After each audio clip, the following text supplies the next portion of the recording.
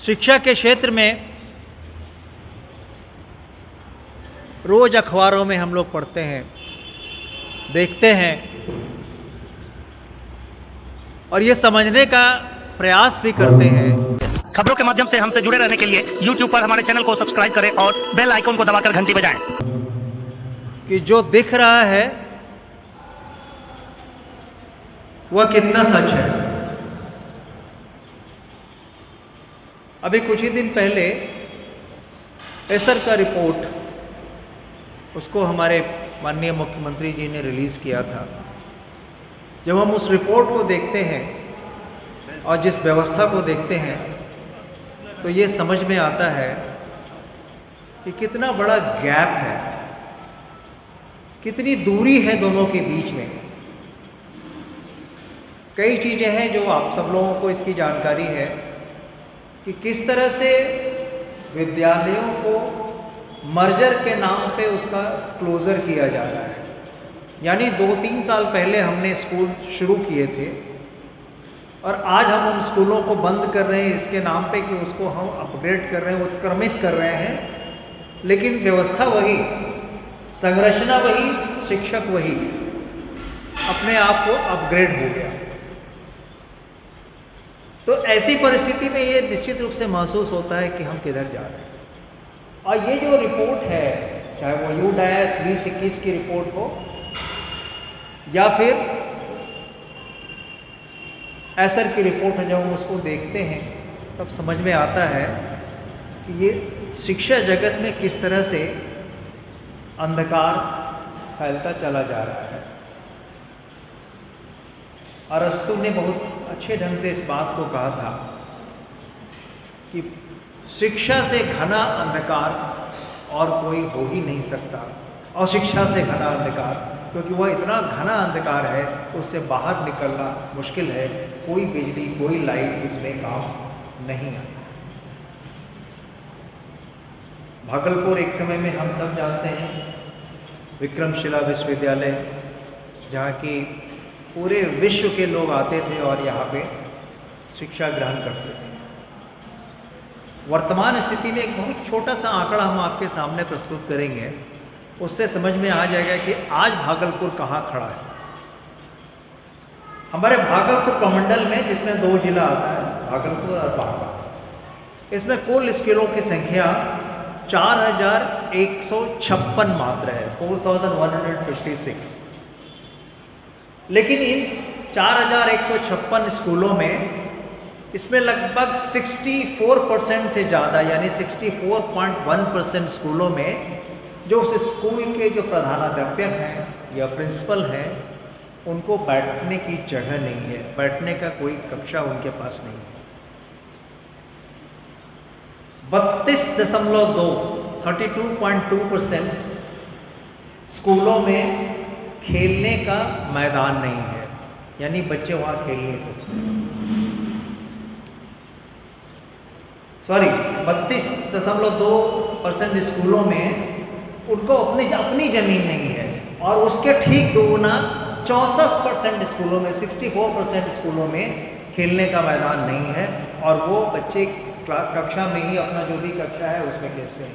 कई स्कूल तो ऐसे हैं जहाँ 3 ही कक्षा में पूरा क्लास चलता है, पूरी व्यवस्था उसमें चलती है। कई ऐसे स्कूल हैं कि उसमें बहुत ही कम संख्या में शिक्षक हैं, वही पूरी चीज़ों को चलाते हैं।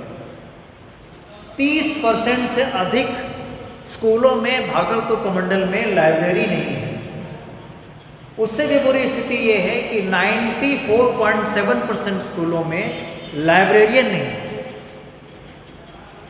30.6% स्कूलों में लाइब्रेरी नहीं है, और 94.7% स्कूलों में लाइब्रेरियन भी नहीं है। वर्किंग इलेक्ट्रिसिटी 13% स्कूलों में नहीं है, मतलब बिजली वहाँ पे है, तार पहुँची है वहाँ पर, लेकिन उसका कनेक्शन नहीं है, वहाँ वो स्थिति नहीं है। हम सब संचार युग में जीवित हैं, और हम कहते हैं कि इस कम्युनिकेशन एज में इंटरनेट की बहुत आवश्यकता है। अब तो सार्वजनिक स्थलों में भी, पार्कों में भी, रेलवे स्टेशन पे भी इंटरनेट की व्यवस्था कर रही है सरकार। लेकिन आपको जान के आश्चर्य होगा कि भागलपुर में 98.1% स्कूलों में इंटरनेट की सुविधा नहीं है और 96% स्कूलों में कंप्यूटर नहीं है। मैं सरकारी स्कूल की बातें कर रहा हूँ। स्वच्छ भारत अभियान की बात कर रहे हैं। हमारे सामने बैठे हुए हैं गोसाईदासपुर के, इनके गांव में स्वच्छ गांव घोषित कर दिया गया, लेकिन अभी आप जाएंगे सुबह सुबह तो आपको समझ में आ जाएगा कितना स्वच्छ इनका गांव है। स्कूलों की वही स्थिति है। 8.5% स्कूलों में भी हाथ तक धोने की सुविधा नहीं है। बाकी सुविधाओं की बात तो आप छोड़ ही दीजिए। हमारे यहाँ जो दिव्यांग हैं उनके लिए ज़रूरत पड़ती है हैंड रेल की, उनके लिए ज़रूरत पड़ती है रैंप की, तो 68.6% स्कूलों में हैंड रेल नहीं है, रैंप नहीं है। तो ये कुछ ऐसे आंकड़े हैं जो आंकड़े अगर देखते हैं तो बहुत भयावह लगते हैं। 72% स्कूलों में कोई मेडिकल चेकअप की सुविधा नहीं है, जबकि हमको याद है कि जब हम लोग छोटे थे और इसी जिला स्कूल के भी विद्यार्थी थे तो सप्ताह में एक बार डॉक्टर आता था, हम लोगों का चेकअप करता था। अमरिंदर बाबू हमारे यहाँ के अध्यक्ष हुआ करते थे कांग्रेस के, इनको भी याद होगा कि उसमें भी स्कूलों में डॉक्टर जाया करते थे चिकित्सा के, लेकिन आज वो भी नहीं है। तो इसके मूल में क्या है?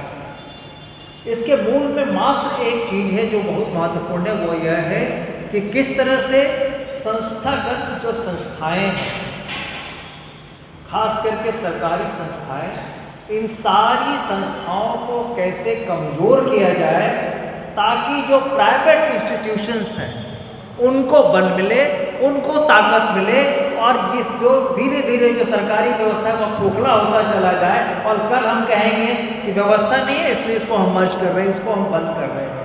अभी हमारे डॉक्टर अनिल जी बोल रहे थे, जो राइट टू एजुकेशन फोरम के इस राज्य के संरक्षक हैं और इस राज्य के संयोजक हैं, उन्होंने एक चर्चा नहीं की, वो था वो prime minister PM Shri school की योजना की।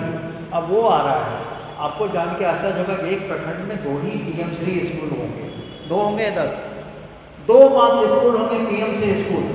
और बाकी इसका मतलब ये है कि जो मॉडल स्कूल आएगा, जो बहुत अच्छा स्कूल होगा, लेकिन बाकी अभी जो व्यवस्था है वो सारी व्यवस्थाएं समाप्त हो जाएंगी।